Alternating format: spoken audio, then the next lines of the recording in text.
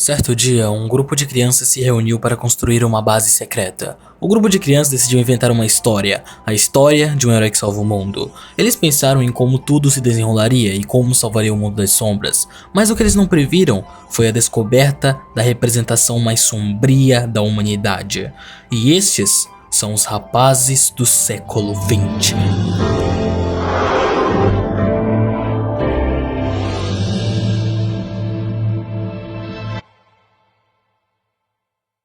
Kenji era o líder do seu grupinho de amigos. Kenji agora administra uma loja de conveniência, depois que a venda de bebidas alcoólicas não deu certo.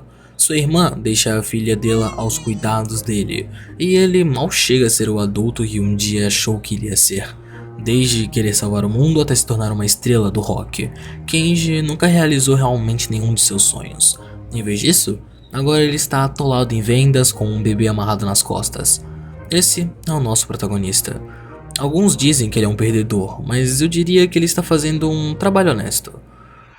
Porém... o que significam esses símbolos? 5 capítulos depois, eles estão por toda parte. Kenji sabia o que era. Era o símbolo que ele e seus amigos criaram antigamente, que significava que se você conhecesse esse símbolo, você era um verdadeiro amigo. Mas agora é algo diferente, algo muito mais sinistro e perverso.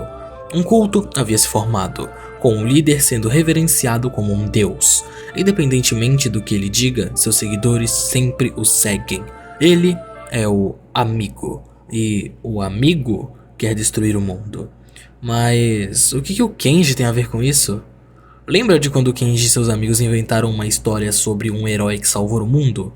Bem, primeiro surgiu uma organização maligna que influenciava secretamente a sociedade nos bastidores. Então veio o vírus. São Francisco, Londres, Osaka, tudo seguia o livro das profecias. Um livro que um grupo de crianças fez e estava sendo produzido por uma seita. Mas isso reduz bastante as opções. Se as crianças inventaram os acontecimentos, então certamente o culpado está entre elas. Quem mais sabia sobre a base secreta e o livro da profecia? Então, praticamente, o mistério começa. Kenji reúne seu antigo grupo para descobrir quem é esse tal amigo, e principalmente como derrotá-lo. Mas no fundo, existe uma dúvida. Eles são realmente amigos ou apenas são... amigos? Enfim, à medida que você avança nos capítulos, o culto cresce cada vez mais e acaba se integrando à narrativa. Quando você pensa que ele é um cara legal, ele acaba apunhalando todo mundo pelas costas. Então você começa a ficar realmente paranoico com as expressões de cada personagem. Por que ele tá sorrindo assim? Sua mente fica distorcida e seu julgamento fica comprometido. Por trás de cada rosto familiar pode haver um informante que pode acabar levando nossos personagens à morte. Mas quando você pensa que ele é um vilão, ele acaba se revelando um cara do bem. Mas será que temos mesmo certeza de que ele é uma pessoa boa?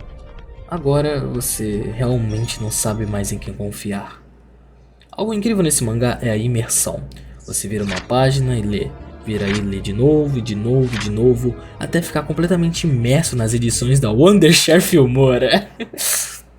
Salve, salve, rapaziadinha. Se você procura um editor de vídeo que seja simples, fácil, completo e que te permite criar vídeos incríveis, eu te apresento o patrocinador do vídeo de hoje, o Wondershare Filmora, onde você pode usar sua criatividade para criar vídeos incríveis. Se você almeja começar no YouTube e não sabe editar direito, o Filmora é um ótimo editor de vídeo para você iniciante, te possibilitando várias ferramentas que podem facilitar e muito a sua carreira no YouTube. Eu te garanto que você não vai se arrepender de dar uma chance. Eu gosto muito de usar na pós-edição dos meus vídeos e sempre tem um resultado fenomenal. Se você quiser conhecer o Filmora, eu vou deixar a sua versão totalmente gratuita através do link aí na descrição. Sem mais delongas, vamos voltar pro vídeo. Bom, esse mangá é um mangá que não para de surpreender. Os mistérios continuam se acumulando e você se pergunta qual é o tamanho real do iceberg. O mangá inteiro é uma imersão profunda para descobrir quem está por trás dessa máscara. Quando você pensa que a história chegou ao fim, você olha para os capítulos e não, ainda restam mais de 100. Assim, a história acaba sendo protagonizada por Kana, depois para essa garota e um deus, e até mesmo um padre no Vaticano.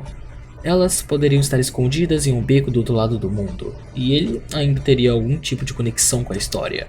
O autor apresenta cada personagem com a intenção de tirar o máximo proveito deles, por mais insignificantes que possam parecer. Ele é um gênio na escrita de histórias e mistérios. Tanto que ele previu como a história terminará nos próximos 22 volumes. E tudo isso no primeiro capítulo. Nesse mangá, ele reflete os padrões de poder e manipulação. Você percebe como é fácil controlar a sociedade quando as peças certas são colocadas em um jogo. 50th Century Boys não se trata de derrotar o mal, mas sim de entender como ele nasce. Em algum momento você vai olhar para os caras maus e pensar: caralho, faz algum sentido. Eles são realmente vilões ou apenas indivíduos com um senso de justiça distorcido? Veja bem, o autor não escreve sobre o mal sem motivo. Existem conflitos de identidade, conflitos de controle e dificuldades de atenção. Você aprende que, no fim das contas, ninguém é realmente mal. Eles estão apenas passando por dificuldades. Aos poucos, o que você teme deixa de ser os vilões. Em vez disso, trata-se de não saber a diferença entre o bem e o mal. A influência do amigo se torna o ponto alto, mas seu foco muda para as pessoas, porque eles estão fazendo o que ele diz. Onde estão os pacificadores quando precisamos deles? O que acontece quando as pessoas priorizam um conforto emocional em vez de buscar a verdade? Não se pode ignorar as críticas que o autor dirige ao mundo. Ele questiona repetidamente como a sociedade funciona com base no medo e como as pessoas cedem facilmente diante do confronto. O que realmente nos faz pensar: quem é o verdadeiro vilão? Por que um homem sozinho não pode causar o mal? São as pessoas que o permitem. Mas o autor não lhe diz em quem acreditar. Ele adora deixar suas próprias abertas histórias à interpretação. É por isso que o mangá não tem um final definitivo. Você tira suas próprias conclusões e acredita no que quer acreditar.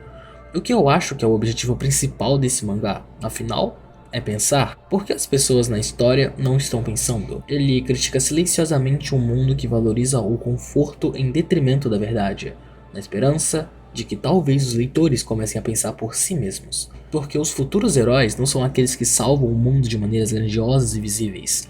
São eles que se recusam a deixar de se importar quando seria mais fácil simplesmente ir embora.